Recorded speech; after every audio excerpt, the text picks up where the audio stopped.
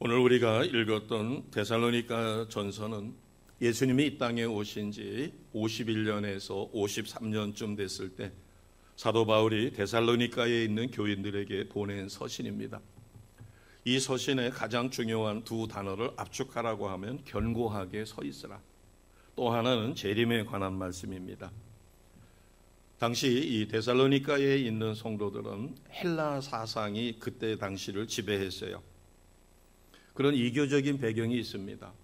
오늘도 우리는 창조론을 믿지만 학교에서는 진화론을 가리키는 것과 같은 언밸런스한 그러한 시대적인 이교적인 배경에도 불구하고 신앙 안에서 견고히 서라. 그리고 재림에 대해서 확실한 믿음을 갖고 철저하게 준비해서 후회 없는 기쁨의 삶을 살라는 것입니다. 당시에 데살로니가에 있는 교회의 성도들에게는 많은 박해가 있었습니다. 그래서 붙들려가 죽기도 하고 그리고 정처 없이 길을 떠난 사람들도 있죠. 그래서 그들은 굉장히 궁금한 겁니다. 예수님을 잘 믿다 먼저 죽은 믿음의 선진들, 선배들은 도대체 어떻게 되는 걸까? 그 다음에 남아있는 믿음의 사람들은 앞으로의 미래가 어떻게 되는 것일까? 이런 수많은 의아심, 의문을 가지고 신앙생활할 때 하나님은 사도 바울을 통하여 정확한 말씀으로 가르쳐 준 것이 오늘 저희들이 읽었던 본문의 내용입니다. 자, 먼저 성경을 보시게 되면은 13절서부터 4장 13절에서 18절은 거기에 작은 제목이 있는 것처럼 주님이 다시 오심, 강림, 재림입니다. 그 다음에 죽은 자들이 어떻게 부활될 것인가. 그 다음에 5장 1절서부터 11절까지는 재림에 대한 이야기입니다.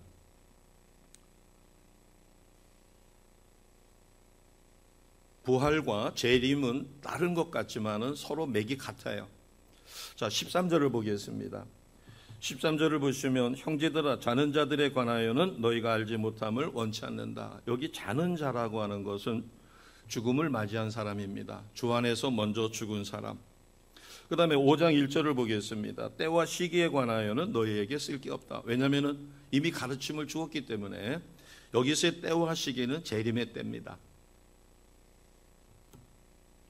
그러니까 알아야 되는 것은 부활에 대해서, 죽음에 대해서 알아야 되고 이미 너희가 알고 있는 재림의 때를 대비해서 철저한 믿음의 삶을 살라는 것입니다. 왜? 그 핵심은 17절과 5장 10절입니다. 4장 17절 보시겠습니다. 4장 17절이 아주 중요한 규절인데요. 거기다가 중요 표시를 해놓고 수천 번 읽어보시기 바랍니다. 17절 같이 합니다.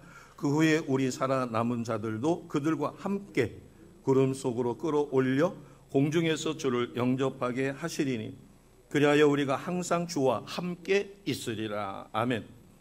먼저 죽은 자, 이 땅에 남아서 살아남아서 부활을 맞고 휴거되는 그들 모두가 함께. 그래서 17장 앞절에 함께는 살아남은 자, 먼저 죽은 자. 그 다음에 맨 끝절에 우리가 항상 주와 함께 있는 것에 대한 말씀입니다. 자, 5장 10절을 같이 하겠습니다. 5장 10절입니다. 시작. 예수께서 우리를 위하여 죽으사 우리로 하여금 깨어 있든지 자든지 자기와 함께 살게 하려 하셨느니라. 아멘. 부활에 관한 것도 재림에 관한 것도 중요한 것은 우리가 함께 이것을 누려야 합니다. 함께 누리시는 주의 백성 되시기를 주님의 이름으로 축복합니다. 그러면 4장 13절에 보니까 자는 자라고 돼 있어요. 잔다라고 하는 것은 잠에서 깨어날 것을 전제로 하기 때문에 자는 거죠. 근데 여기서 자는 자는 죽은 것을 의미합니다. 죽음을 맞이한 사람. 오늘 이 시간 우리는 죽음 이후의 세계, 그리고 현재, 그리고 우리 앞에 미래, 이것을 정확하게 하시고 준비하시는 우리 모두가 되시기를 주님의 이름으로 축복합니다. 예수님이 이 땅에 오신 것을 우리는 5가지로 중요하게 이야기합니다. 탄생하셨죠. 십자가에 죽으셨어요. 인류의 죄를 대속해서 죽으셨어요. 죽으신 다음에 뭐 하셨죠? 부활하셨어요. 부활하신 다음에 제자들이 보는 앞에서 뭐 하셨어요? 승천하셨어요. 그리고 보혜사 성령을 보내주셨어요. 그리고 약속을 하셨어요. 마지막 약속. 내가 다시 오마. 재림입니다. 그러니까 탄생, 십자가의 죽으심, 부활, 그리고 승천하셨고 보혜사 성령을 보내주셨고, 그리고 마지막 성령에 사로잡혀 재림의 때를 준비하라. 그래서 중요한 세 번째 것과 마지막 이 두 가지가 오늘 말씀입니다. 그러니까 우리가 사순절을 맞이해서 경건의 삶을 사는 것은 지난주에 있었을 부활절을 철저하게 준비하며, 우리는 단지 날짜만을 기념하는 게 아니라 사순절 경건한 삶을 통하여 주님 앞에 이르렀을 때도 잘했다 칭찬받는 우리의 삶이 이루어지셔야 합니다. 그리고 이웃을 돌아보고 영혼을 구원하고, 그리고 나 자신을 돌아봐서 필요한 것을 성령께 기도하여, 성령과 함께 하나님께 기도하여 우리는 응답받는 삶을 누리는 거예요. 그래서 사순절 기간 동안 금식하고 고생만 죽실하게 했는데 얻어진 게 없다면 허망할 것이죠. 그래서 우리는 부활의 기쁨으로 지난주 부활주일을 기쁨으로 맞이합니다. 자, 부활주일 이후 우리는 한 주간을 살았습니다. 이 한 주간을 어떻게 살아야 될까? 또 앞으로의 남은 시간을 어떻게 살아야 될까? 그것을 오늘 우리가 다루게 될 것이에요. 지난주에 부활주일 예배를 드린 다음에 부활의 능력으로, 그래서 고린도전서 15장 말씀을 통해서 부활의 능력은 어떠한 것이며 어떻게 살아야 되는가를 우리가 은혜를 얻었습니다. 그러면 이번 한 주간 동안, 지난 한 주간 동안 주님께서 나와 계산해보자. 네가 부활의 기쁨에 참여했고 부활의 능력을 나는 너에게 주었노니 너는 일주일 동안 어떤 열매를 맺었는지 나한테 좀 내놔봐라 라고 할 때 우리는 내놓을 것이 있어야 합니다. 아멘. 만약에 잊지 못하다면 오늘 이 말씀을 통하여 우리는 다시 한번 나를 돌아보고 부활의 능력으로 재림을 철저하게 준비해서 후회 없는, 그리고 하나님이 주시는 기쁨과 보람과 감격을 누리는 우리 모두가 되셔야 합니다. 아멘. 우리가 죽음에 대해서 또 미래에 대해서 재림에 대해서 아는 것은 굉장히 중요합니다. 정확하게 알아야만이 누릴 수가 있어요. 우리가 처음 가는 길은 지금은 내비게이션이 있으니까 그거 믿고서는 뭐 달려갑니다. 그러나 내비게이션이 없었을 때는 물어 가요. 그래서 처음 가는 길은 갈 때 더딥니다. 그러나 기억력이 좋고 길을 잘 찾는 사람은 돌아올 때는 쌩쌩거리고 돌아오죠. 왜? 이미 가는 길을 알았기 때문에 돌아오는 길은 갈 때보다 훨씬 시간도 단축되고 확신을 가지고 돌아옵니다. 우리가 죽음이 어떤 것인가, 죽음 이후의 세계는 어떤 것이며, 여기서 부활이라고 하는 것은 어떤 것을 의미하며 우리가 재림을 어떻게 준비해야 될까? 오늘 이 말씀은 이 신앙생활 전체 속에서도 가장 중요합니다. 그래서 무시로 기도하시기 바랍니다. 집중이 되지 않는다면 하나님, 오늘 이 말씀을 꼭 제가 집중해서 아멘 아멘 하며 은혜를 누릴 수 있도록 도와주세요 하고 이 말씀을 사모하시기를 주 예수 이름으로 부탁드립니다. 그만큼 중요한 말씀입니다. 자, 우리가 죽으면 어떤 일이 벌어질까? 우리의 몸은 하나님이 아담을 흙으로 지으셨어요. 그런 다음에 코에다가 생기를 불어넣으심으로 생명이 되었습니다. 그러니까 우리의 육은 어디서 왔어요?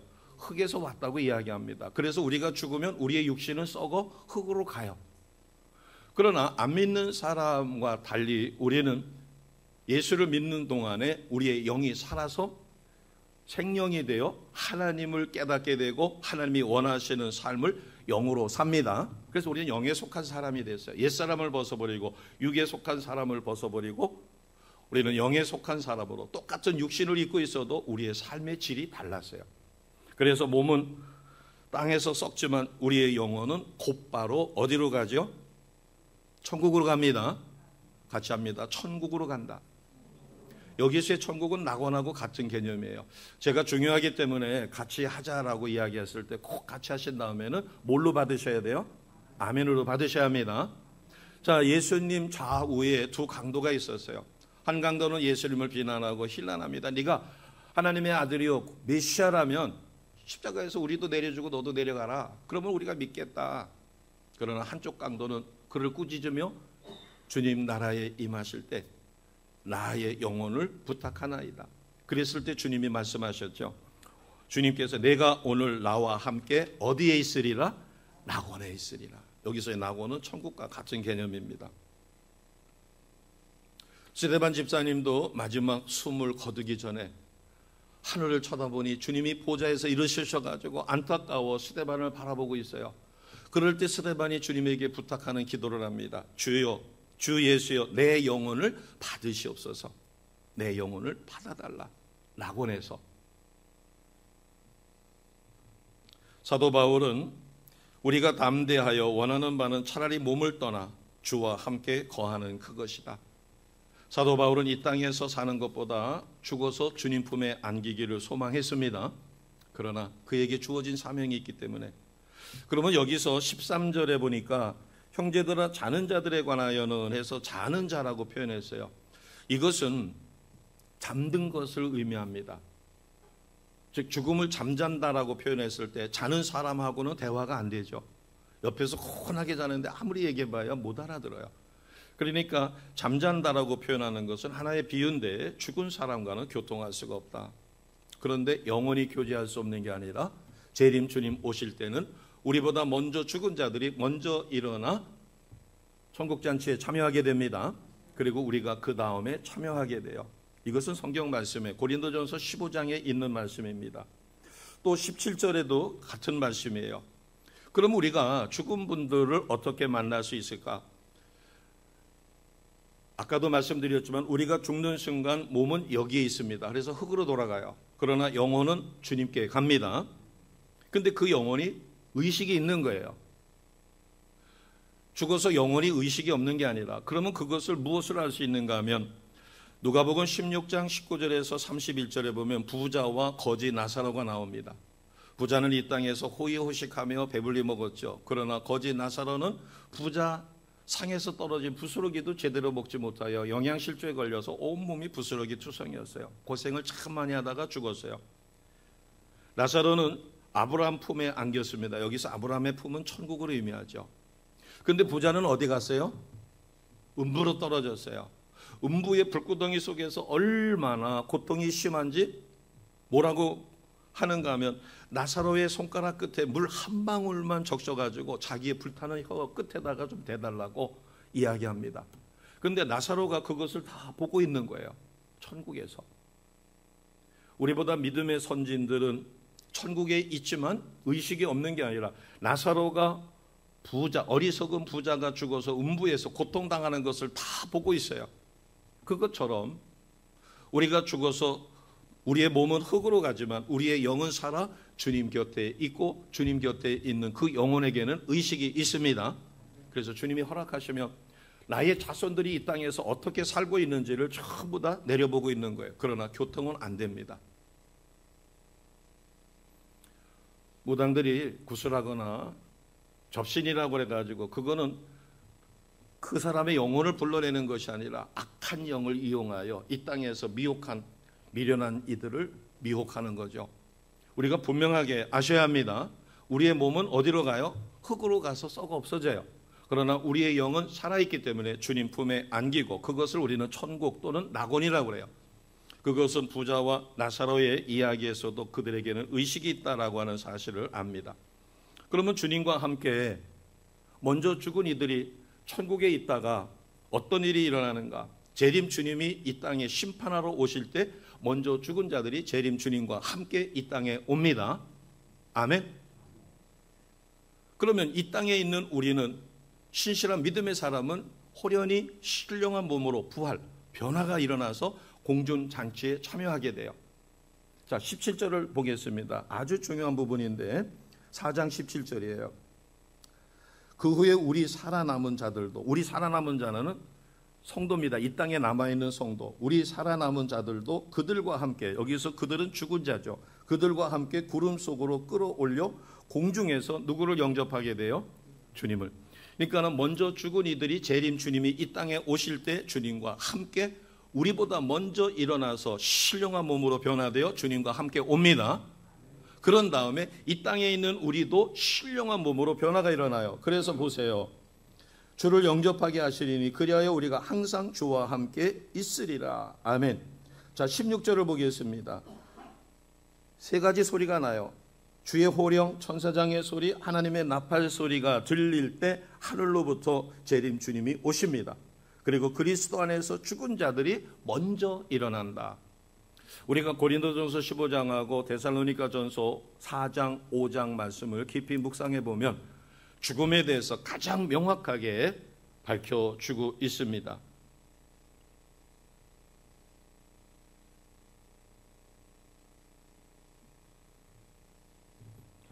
자, 우리 몸의 부활이 어떻게 되는가? 고린도전서 15장 35절에서 58절 말씀을 보게 되면 우리의 육은 썩어서 흙으로 갑니다. 그러나 우리 영은 낙원의 주님과 함께 천국에 있죠. 그리고 재림 주님이 오실 때 이 땅에 옵니다. 그래서 신령한 몸, 육신을 입게 돼요. 여기서 신령한 몸, 육신을 입는다고 해서 지금 우리가 갖고 있는 이 육신을 얘기하는 게 아닙니다. 어떻게 표현할 수가 없어서 아프리카에 사는 사람이 평생에 눈이라는 걸 한 번도 구경 못했어요. 그런데 아이스박스에다가 잘 냉동을 시켜가지고 이게 눈이야라고 갖다가 보여준다면은 또 다르겠죠. 만져도 볼 수 있고, 그러나 만지자마자 녹을 것이에요. 그런데 그런 장치가 없다면은 아프리카에서 평생 눈 한 번 보지 못한 사람들에게 눈을 어떻게 설명할까? 설명할 방법이 없을 겁니다. 지금 우리 부모님들이 컴퓨터에 파일이라고 하는 무슨 방이 있다. 그래서 그 방에다가 뭐 이것을 저장하고 뭐하고 아무리 이야기해도 컴퓨터를 이해를 못하시면 파일이 뭐고 저장이 뭐고 그 다음에 그거를 삭제하는 게 뭐고 그 다음에 거기에 찌꺼기 레지스트리가 있는데 그것을 어떻게 처리하고 젊은이들은 다 압니다. 이미 배웠고. 근데 나이 드신 분들은 그게 무슨 말인지도 몰라요. 심지어 휴대폰에 문자도 못 보내고 이모티콘도 제대로 사용하지 못하신다면 그 어마어마한 세계를 이해를 못하는 것과 같습니다. 그래서 여기에 신령한 몸이라고 하는 것은 고린도전서 15장 44절에 보게 되면 육의 몸으로 심고 신령한 몸으로 다시 살아난다.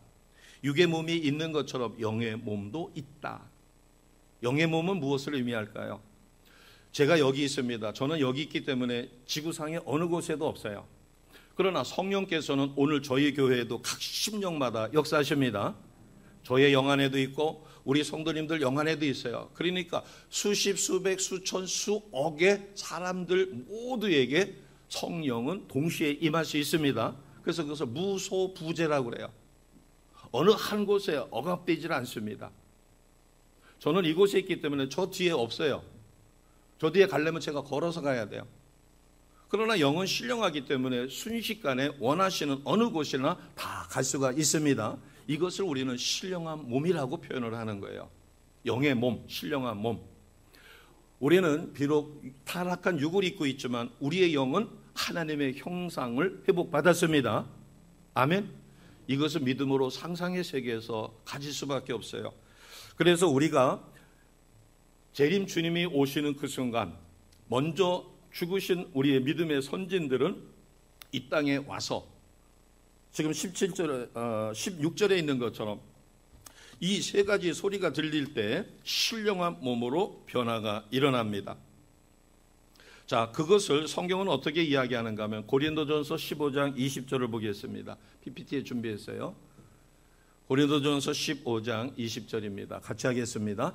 그러나 이제 그리스도께서 죽은 자 가운데서 다시 살아나사 잠자는 자들의 첫 열매가 되셨도다. 아멘. 죽음에서 부활하셨습니다. 그리고 잠자는 자, 죽은 자의 첫 열매가 되신 것이에요. 우리가 이 부활을 잘못 생각할 수 있어요. 부활 그러면 우리 머릿속에 무엇이 있어요? 죽은 자가 다시 살아났다. 이것을 부활이라고 그래요. 근데 나사로는 부활한 게 아니에요. 소생한 거예요.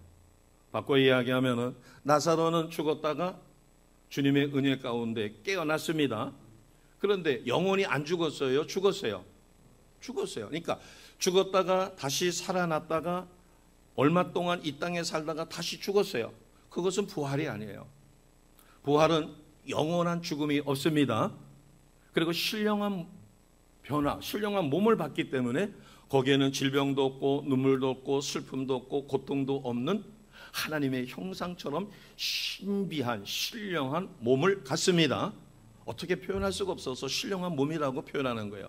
그래서 이것을 고린도전서 15장 44절에는 영의 몸이라고도 표현을 하는 것입니다.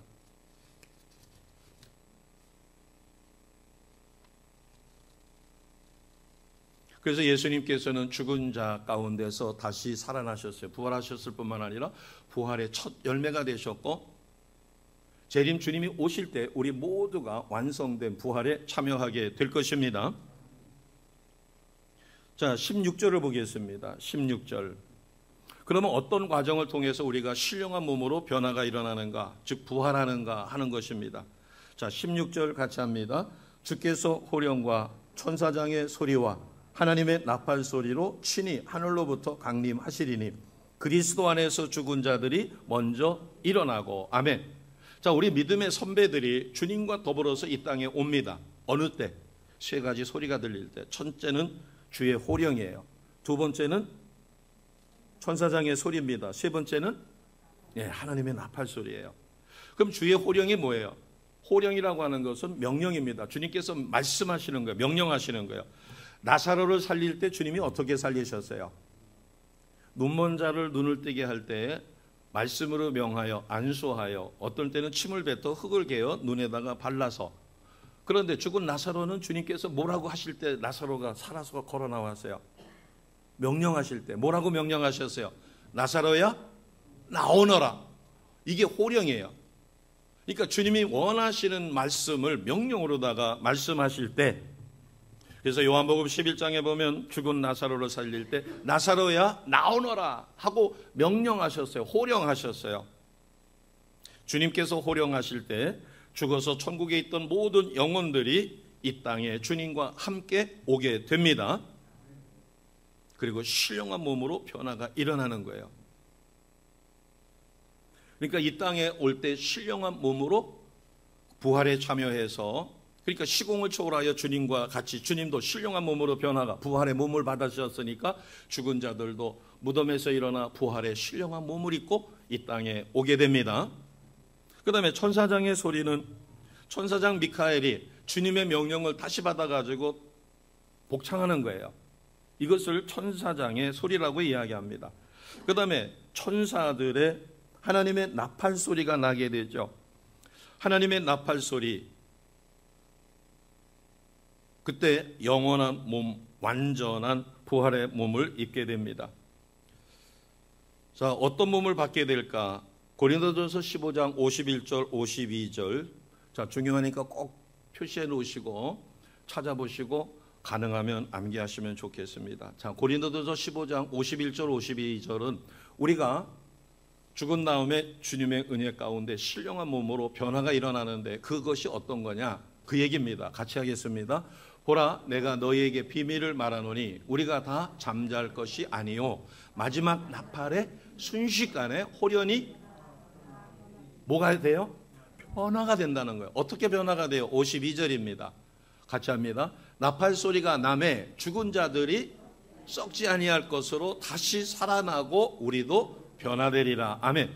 주님과 더불어서 오시는 그들이 신령한 몸으로 변화가 일어나고 우리도 신령한 몸으로 변화가 일어납니다. 그렇게 신령한 몸으로 변화가 되니까 시공을 초월할 수가 있어요. 지금 우리의 육신은 시공을 초월할 수 없습니다. 어딜 가려면 걸어가야 돼요. 비행기를 타고 가도 한 곳밖에 못 가요. 그러나 우리가 영으로, 영의 몸을 입어요. 영의 몸, 신령한 몸으로 변화가 일어나면 하나님의 형상대로 시공을 초월할 수 있는 신령한 몸으로 변화가 일어나는 겁니다. 순서가 있어요. 그리스도가 첫 열매가 되셨어요. 먼저 죽은 자, 주 안에, 주의 품 안에 안겨 있는 죽은 자들이 신령한 몸으로 변화가 일어나고, 그 다음에 우리가 신령한 몸으로 변화가 일어납니다. 신령한 몸은 다른 말로는 영의 몸, 고린도전서 15장 44절에 있는 것처럼. 그래서 여기에는 두 가지 변화가 있습니다. 주의 호령, 천사장의 소리, 하나님의 나팔 소리가 울려 퍼질 때 먼저 죽은 자들이 썩지 않는 신령한 몸으로 변화됩니다. 이것을 부활이라고 그래요. 그 다음에 죽지 않고 남아있는 우리도 호련히 변화된다고 그랬어요. 그래서 신령한 몸을 입고 들림을 받아요. 들림 받는 것을 뭐라고 그래요? 그것을 우리는 휴거, 이렇게 이야기합니다. 휴거가 돼서 공중잔치에 참여하게 됩니다.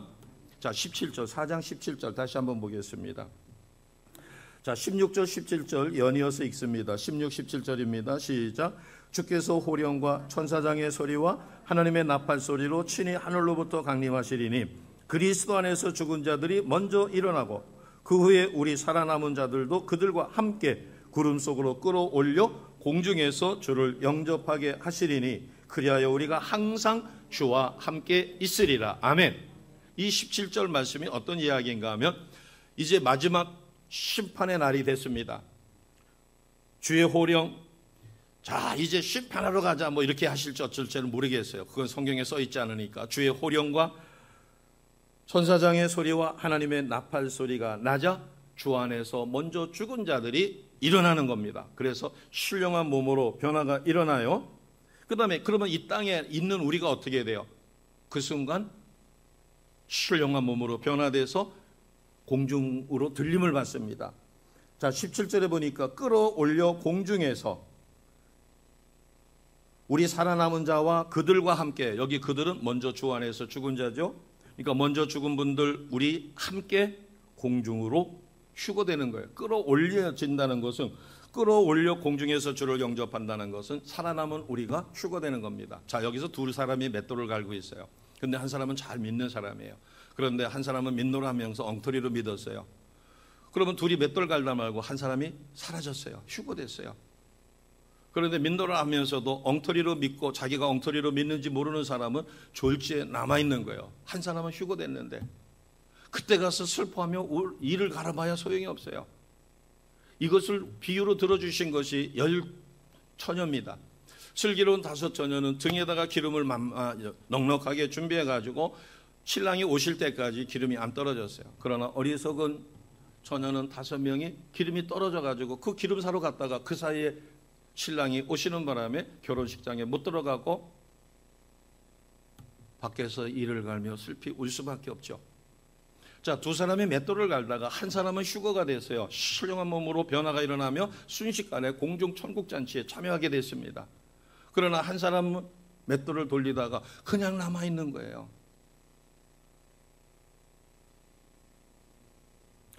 저는 이때 장면을, 성경에는 써 있지 않습니다. 그런데 우리가 한번 생각해 봅니다. 자, 에어버스라고 해서 막 한 700명, 800명 태울 수 있는 2층으로 되어 있는 큰 전보 비행기예요. 이 전보 비행기를 운전하는 데는 주조종사가 있고 부조종사가 있습니다. 그런데 두 조종사가 신앙이 아주 좋은 거예요. 그런데 언제 오실지를 모르는데 재림 주님이 오시고 이제 전부 다 믿는 자는 휴거가 일어나요. 이건 상상입니다. 한번 상상을 해보세요. 그런데 두 사람이 신실한 믿음의 사람이에요. 비행기를 운전하다가 두 사람이 졸지 어떻게 됐어요? 휴거가 돼가지고, 그러면 조종실에 사람이 있어요, 없어요? 없어요.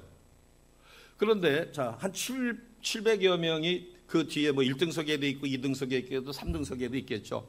퍼스트 클래스, 비즈니스석하고 이코노믹석에, 거기서도 신실한 믿음의 사람은 순식간에 어떻게 돼요?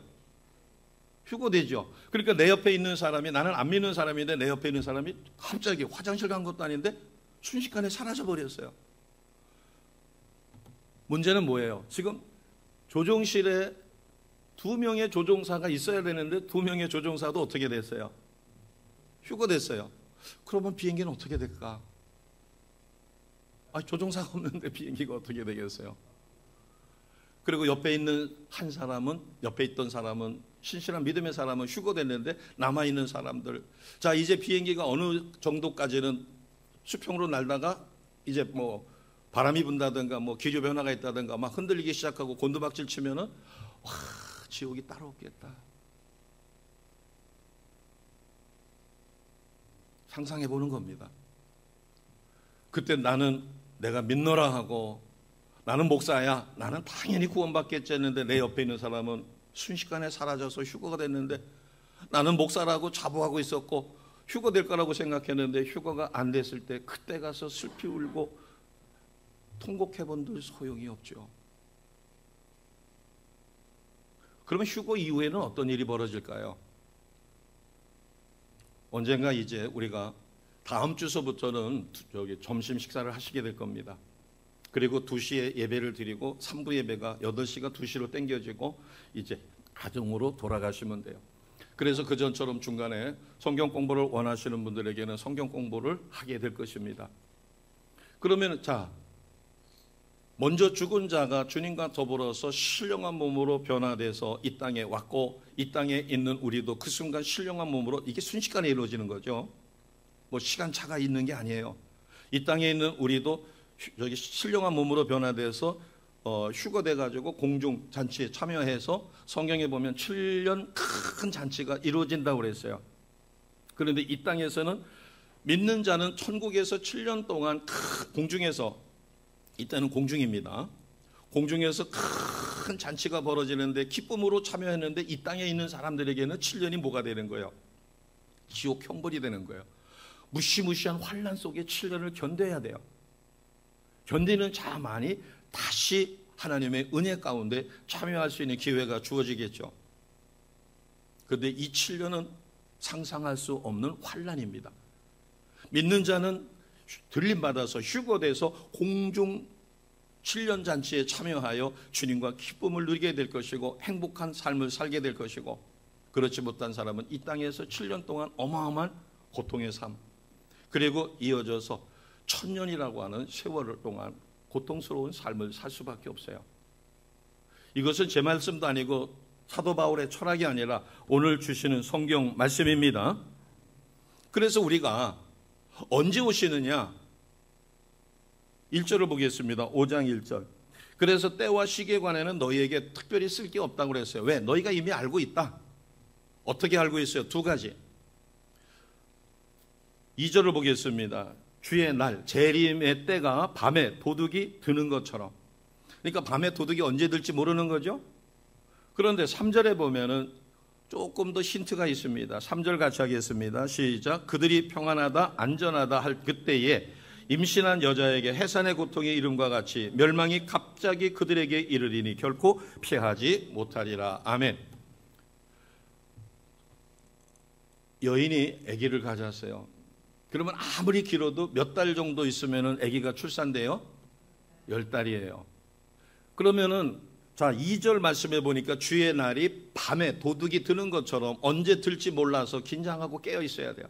그런데 3절에 보니까 여인이 해산의 고통이 갑자기 일어나는 것처럼, 어떤 사람은 미리 올 수도 있고 더디게 올 수도 있고, 그러나 통틀어서 보게 되면 10달 정도 후에는 반드시 아기를 출산하게 됩니다. 그러니까 바꿔 이야기하면은 마태복음 24장에 보면은 이러한 징조가 나타나면은 마지막 때다라고 가르쳐 주시는 것이에요. 그러면 우리가 2절과 3절처럼 대략 언제쯤 재림 주님이 오신다는 것을, 그래서 이 시대를 말세라고 그러잖아요. 그러면 우리가 어떻게 준비를 해야 될까? 그것을 가르쳐 주고 있는 것이 6절입니다. 재림 주님은 분명히 오십니다. 2절과 3절이 가르쳐 주었어요. 그러면은 6절, 우리가 첫 번째로 어떻게 해야 될까? 재림의 때 후회 없는 삶을 살려면 6절입니다. 같이 합니다. 그러므로 우리는 다른 이들과 같이 자지 말고 오직 깨어 정신을 차릴지라. 아멘. 여기서 자지 말고, 이거는 죽지 말고가 아닙니다. 잠자면은 영적으로 침체되는 거죠. 영적으로 잠자면 하나님 앞에 쓰임 받을 수가 없는 거예요. 그래서 깨어 있으라는 겁니다. 깨어 있는 것을 좀 더 설명해 주는 것이 7절이에요. 7절 같이 합니다. 시작. 자는 자들은 밤에 자고 취하는 자들은 밤에 취하여. 아멘. 잠자는 거, 취하는 거. 취하는 게 뭐예요? 세상 부귀와 영화.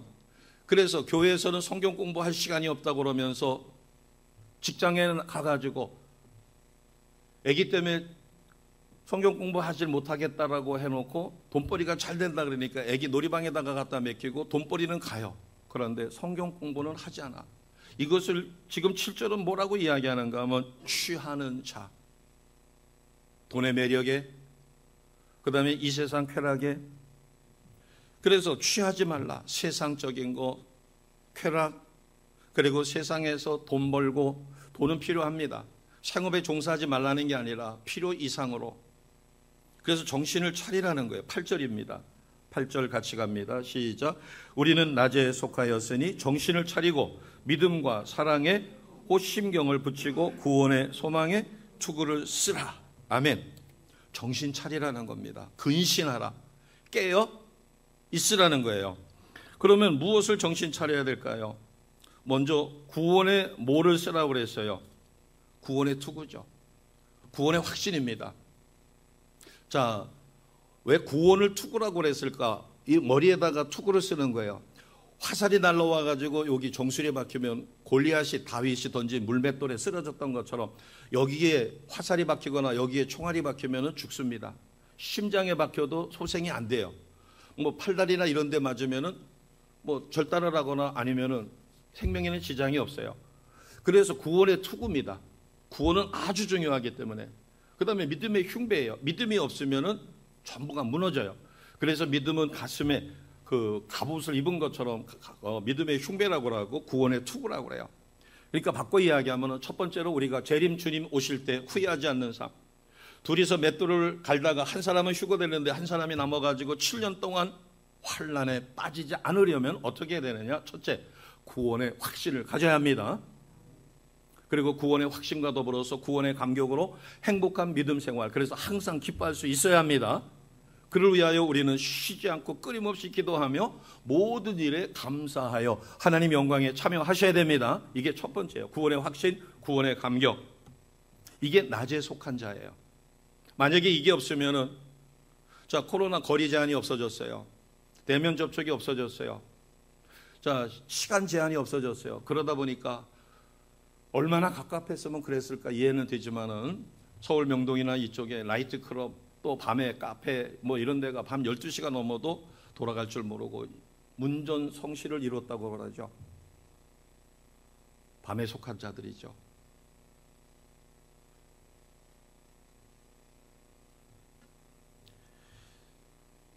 우리는 믿음이 없는 사람이 아닙니다. 오늘 부활절 두 번째 주에 와서 예배를 드리면 믿음이 없는 사람은 아니에요. 믿음이 있습니다. 근데 믿음이 없는 게 아니라 믿음은 있어요. 그러니까 예배 자리에 나오죠. 그런데 내가 기도할 때 기도의 능력과 권세가 나타나는가? 나는 구원의 확신과 구원의 감격으로 부활의 능력을 받은 하나님의 자녀답게 선포하여 열매를 맺어야 합니다. 이것이 믿음의 확신이에요. 믿어지는 믿음, 기적과 표적이 일어날 수 있는 믿음. 내 자녀가 아플 때 아픈 자녀를 위하여 믿음으로 기도할 때 병이 치료가 일어나야 합니다. 귀신이 도망가야 합니다. 상한 심령을 위하여 하나님 앞에 회개하고 눈물로 기도할 때 내 심령이 살아나는 역사가 있어야 합니다. 예배 중에 어제 무리해가지고 그저께서부터 계속 무리했더니 예배 시간에 너무너무 졸리는 거예요. 믿음이 없어서 졸린 게 아니라 육체의 연약함 때문에 허벅지를 꼬집어도 안 돼요. 그때 하나님 앞에 간절히 기도합니다. 하나님 죄송해요. 제가 어제 그저께 너무 무리해가지고 그 무리가 오늘 예배 자리까지 영향을 미쳐 지금 말씀이 전혀 들리지도 않고 혼비백산하게 했습니다. 너무너무 피곤합니다. 하나님 나 좀 도와주세요. 살려주세요 하고 간절히 기도하며 성령의 이름으로 기도할 때, 예수의 이름으로 기도할 때 새 힘이 생깁니다. 이게 믿음의 확신이에요. 믿음의 능력입니다. 그 다음에 오늘 7절을 보니까 믿음과 사랑에 호심경을 붙이고, 여기 사랑이라는 말씀이 나와요. 사랑은 두 가지입니다. 크게 하나님 사랑하는 거, 십자가 수직은 하나님 사랑이죠. 그 다음에 수평날개는 이웃 사랑입니다. 아멘. 그래서 이웃을 위해서 기도하고 내 가족 중에서 믿지 않는 영혼들을 위해서 우리가 기도하여 그 영혼이 나와 함께 구원을 누려야 합니다. 그 다음에 소망의 비전을 갖고 하나님 나라 확장에 우리가 참여하는 것이에요. 자, 세 번째로 우리가, 첫 번째는 깨어있으라, 두 번째는 근신하며 정신 차리라, 세 번째는 4장 18절입니다. 4장 18절 같이 선포합니다. 4장 18절 시작. 그러므로 이러한 말로 서로 위로하라. 죽음 이후의 세계를 몰랐어요. 재림에 대해서 정확하게 몰랐어요. 그러나 이제 데살로니가 교회 성도들도 예수 믿다가 끌려가서 죽음을 당하고 순교당하고 어마어마한 환난과 핍박 가운데 우왕좌왕할 수 있었어요. 그러나 바울은 하나님의 말씀을 정확하게 전해주며 18절에 뭐라고 얘기하는가 하면 이러한 말로 서로 위로하라. 아멘입니다. 우리가 예수를 믿는다고 하면서 신앙의 무거운 짐만 지고 어둡게 힘들게 산다면 아닙니다. 우리는 부활의 능력으로 이 땅에서도 행복한 믿음의 삶을 반드시 사셔야 합니다. 왜냐하면 내가 행복해야 누구도 행복하셔요. 하나님도 행복합니다. 저희 외손녀가 아플 때 밤을 새워서라도 기도할 수밖에 없고 간절히 기도할 수밖에 없더라고요. 자식이 아플 때 부모가 하나님 앞에 내 목숨을 들여서라도 자식이 낫기를 원하는 게 부모의 마음이에요. 하나님은 우리에게 부활의 능력과 권세와 재림의 때 우리가 소망 가운데 신령한 몸으로 변화되어 공중잔치에 참여하게 하기 위하여 예수님을 이 땅에 보내셨고 십자가에 죽게 하셨고 부활 승천하셨으며 보혜사 성령을 보내주셨고 성경 말씀을 우리에게 남겨놓으셨습니다. 그리고 이 시간에도 각 심령마다 성령으로 강력하게 역사하여 아멘 아멘 하며 받는 자에게 능력과 권세가 임합니다. 그러나 아멘하지 않고 공감하지 않고 수용하지 않으면 아무 소용이 없는 거예요. 그림의 떡인 거예요. 그래서 우리는 예배를 보는 게 아니라 예배에 참여하며 찬송도 전심으로, 그리고 말씀을 들을 때는 감동될 때마다 하나님 말씀이 떨어지면 하나님의 말씀일 때는 무조건 아멘하고 받습니다. 왜? 요한계시록 16장 15절 말씀이 이것을 증명합니다. 같이 하겠습니다. 요한복음 16장 15절입니다. 시작. 보라, 내가 도둑같이 오리니 누구든지 깨어 자기 옷을 지켜 벌거벗고 다니지 아니하며 자기의 부끄러움을 보이지 아니하는 자는 복이 있도다. 아멘. 자, 두 번째 줄에 보니까는 무엇을 준비하라는 거예요? 자기 옷을 준비하라는 거예요. 옷이 없는 자는 벌거벗을 수밖에 없죠. 등에 기름을 준비하지 못한 자는 기름 사러 갔다가 잔치에 참여 못하는 것처럼 여기에 누구든지 깨어서 자기 옷을 지키라, 옷을 입으라는 거예요. 우리는 옛사람을 벗어버리고 새사람을 입습니다. 새사람을 입은 다음에 어떤 삶을 살아야 돼요? 헌신하며 봉사하며 하나님 말씀대로 최선의 삶을 삽니다. 이 최선의 삶을 사는 것을 여기서는 자기 옷, 그래서 우리가 익숙하게 아는 옷, 신랑하고 신부가 결혼하기 위해서 신부가 아름답게 웨딩드레스를 입죠. 자, 신랑은 예수님이셔요. 그러면 나는 신부로서 뭘 준비해야 돼요? 세 글자, 시옷으로 시작해요. 저기 자기 옷하고 똑같은 말이에요. 무슨 포를 준비해요? 그렇죠, 세마포. 지금 자기 옷을 지켜 세마포를 입으라는 거예요. 세마포는 우리가 그대로 이야기하는 모시, 아마, 삼 뭐 이런 것으로 짠 것을 갖다가 이야기하는데 그거는 세상적인 이야기고, 영적인 세마포는 우리가 구원받았어요. 그리고 우리는 부활의 능력을 받았습니다. 그래서 그 능력과 권세로 하나님 기뻐하시는 일에, 영혼 구원하는 일에, 내 가족을 섬기는 일에, 그리고 직장에서도 최선을 다하여 본을 보임으로 다른 사람이 야, 저 사람 예수 믿는 사람이라서 역시 직장 생활도 달라, 하나님 영광을 드러냅니다. 이런 모든 것을 통틀어서 무엇이라고 그래요? 세마포. 신랑 예수님이 있을 때 우리는 세마포 옷으로 입고 신랑 예수님을 맞이하는 것, 이게 결혼식처럼 표시한 거예요. 공중으로 들림받을 때 우리 모두가 세마포를 입습니다. 아멘. 그래서 자기 옷을 지켜서 벌거벗고 다니지 않으며 부끄러움을 보이지 않는 자가 복이 있다, 이렇게 이야기합니다. 이 옷은 깨어있는 자, 구원의 확신과 구원의 감격을 갖고 부활의 능력으로 열매 맺으며 하나님 기뻐하시는 일에 헌신, 봉사, 충성하여 후회 없는 삶. 그래서 5달란트 받았으면 5달란트 남기고 2달란트 받았으면 2달란트 남기는 겁니다. 그런데 1달란트 받은 사람은 게을러서 어떻게 했어요? 땅에다가 묻어뒀어요. 내게 주신 은사가 있는데 그것을 활용하지 않고 남기지를 못했다면 1달란트 받은 자, 악하고 게으른 종, 그것을 빼서 많이 가진 자에게 주라. 복 있는 사람은 재림 주님 오실 때 벌거벗지 않고 자기 옷을 지켜 주님을 맞이하는데, 이것은 우리가 깨어있는 믿음의 성도의 삶의 자세입니다.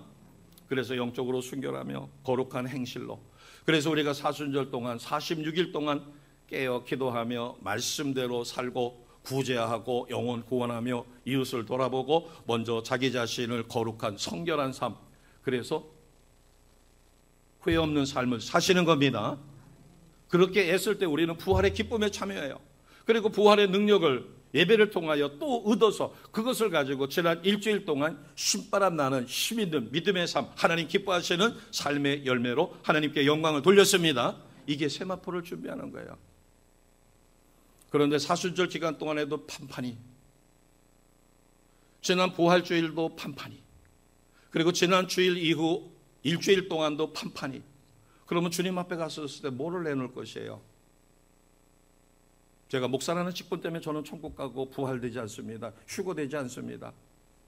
제가 착각을 해가지고 나는 목사니까 그래도 주님 앞에 헌신봉사 충성했으니까, 그러나 막상 휴거돼야 될 때 내 옆에 있는 분은 누군지는 몰라도 휴거됐는데 내가 그 자리에 남아있다면 얼마나 안타까울까. 그때 가서 후회는 이미 늦죠. 오늘 우리는 다시 한번 나를 돌아보시기 바랍니다. 제일 먼저 중요한 것은 내가 구원받았는가? 내가 믿는 믿음으로 구원받는 게 아니라 구원은 하나님이 주시는 은혜입니다. 그래서 100% 은혜라고 그래요. 내가 구원받고 싶다고 해서 받는 게 아니라 하나님이 구원받을 만한 믿음을 내게 주셔야 합니다. 그래서 믿음은 내가 믿는 믿음이 있고 의식하는 믿음이 있고 믿어지는 믿음이 있어요. 믿음에는 두 가지입니다. 믿어지는 믿음, 이것은 구원과 연결이 있어요. 그 다음에 믿음의 능력입니다. 믿고 기도했더니 역사가 일어납니다. 이것은 능력이 있는 믿음이에요. 그것은 내가 세마포를 준비하는 것처럼 말씀 따라 기도의 삶을 통하여 헌신, 봉사, 충성하며 성령에 사로잡혀 하나님이 원하시는 5달란트를 남기든 2달란트를 남기든 최선의 삶으로 열매가 있어야 합니다. 되돌아보시기 바랍니다. 내가 구원받아서 하나님 은혜 가운데 지금까지 살았다면 나는 몇 사람을 전도했는가? 죽어가는 영혼을 몇 사람을 전도했는가? 내가 얻어 터지면서 핍박받으면서 머리카락 다 뜯기면서 그래도 내가 최소한 내 남편은 구원시켰다. 아멘입니다. 내 아내는 구원시켰다. 내 부모를 구원시켰다. 내 자녀를 구원시켰다. 아멘입니다. 더 나아가서 내 주변 이웃, 직장에서 죽어가는 영혼을 하나님 앞으로 인도하고 그가 바로 세워지기 위하여 끊임없이 기도했더니 그가 신실한 믿음으로, 그리고 더 감사한 것은 그가 구원받고 신실한 사람으로 성숙되더니만 또 전도를 해서 전도의 열매가 풍성하게 맺혀지는 그와 같은 삶을 반드시 사셔야 합니다. 교회 오래 다녔다고 부활할 수 있는 게 아닙니다. 직분을 받았다고 해서 부활할 수 있는 게 아니에요. 성경 공부를 많이 해서 지식이 많았다고 구원받는 게 아닙니다. 우린 다시 한번 정직하게 스스로를 돌아봅니다. 나는 휴거될 수 있을까? 나는 부활의 신령한 몸을 받을 수 있을까? 그것은 구원부터 점검하셔야 돼요. 구원은 새 생명을 받는 겁니다. 하나님 아버지 안에 있던 생명을 예수님에게 주셨어요. 예수님은 그 생명으로 십자가에서 우리의 죄를 대속하시고 거저 그 생명을 우리에게 주셨기 때문에 우리는 그 생명을 받아 다시 태어났습니다. 새 창조되었습니다. 이게 구원이에요. 그럼 우리는 새 생명을 받았어요. 요 교회 뒤에 조그마한 밭이 있어요. 거기다가 상추를 갖다 심었어요. 이제 호박씨도 심어놨어요. 그런데 씨가 살아서 있으면 여기서 씨가 이제 죽어서 싹을 내기 시작하면 호박도 열릴 거고 지금 상추는 뜯어도 될 정도로다가 컸다고 그러더라고요. 생명이 있기 때문에 심어 놓으면 반드시 큽니다. 크면 잎을 딸 수가 있어요. 예수 생명이 나에게 들어왔는데 10년이 지나 20년이 지나 30년이 지나 40년이 지났는데 내가 상추잎도 단 하나도 따지 못했다면 그 상추 계속 내버려 둘까요? 우리가 점검해 보셔야 됩니다. 이것은 해두고만 안 해두고만이 아니라 상추를 심었는데 일주일이 지났어요. 2주가 지났어요. 한 달이 지났어요. 10달이 지났는데 상추 뜯어보지도 못해요. 상추 죽은 겁니다. 주님이 오늘 이 시간 재림하신다면 나는 구원받아 부활에 참여하며 신령한 몸으로 변화돼서 휴거될 수 있어야 합니다. 반드시 되셔야 합니다. 아멘입니다. 자, 이제 부활의 확신이 있어요. 나는 휴거돼요. 그러면 부활의 확신을 가진 성도님은 이제 또 생각하실 게 있어요. 자, 내가 휴거됐어요. 휴거돼서 이제 공중잔치에 참여했는데 그게 백보자 심판입니다. 주님 앞에 갔었을 때 내놔봐라. 그러면은 내가 내놔야죠. 너 영혼을 몇 명 구원했니? 아이고 주님 죄송해요. 제가 한 100명밖에 못했어요. 내놓을 게 있어야 합니다. 세마포를 입었으면 거기에 걸맞는 열매가 있어야 돼요. 무엇으로 맞이할 수 있을까? 가장 확실한 것은 영혼의 열매입니다. 전도의 열매예요. 자, 주님은 명수 가지고 이야기하지 않으셨어요. 어떤 분은 평생 기도해서 단 한 사람을 전도했는데 그가 위대한 전도자가 됐어요. 주님 뜻대로 성결한 삶, 헌신적인 삶. 다른 사람들이 다 무시할 때 데살로니가 성도들은 목숨을 잃어가며 주님을 부인하지 않고 순교했어요. 가는 곳곳마다 복음을 전했어요. 주님이 원하시는 하나님 중심의 삶을 반드시 사셔야 합니다. 그렇게 되시기를 주님의 이름으로 축복합니다. 오늘 이 시간 성령께서 정말 중요한 말씀이기 때문에 또 이 동영상은 예배 실황이 중계된 것도 있지만은 이 설교만 따로 편집을 해서 올려놓을 겁니다.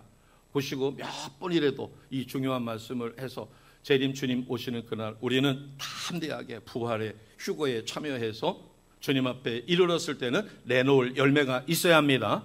믿음의 점검, 구원의 점검.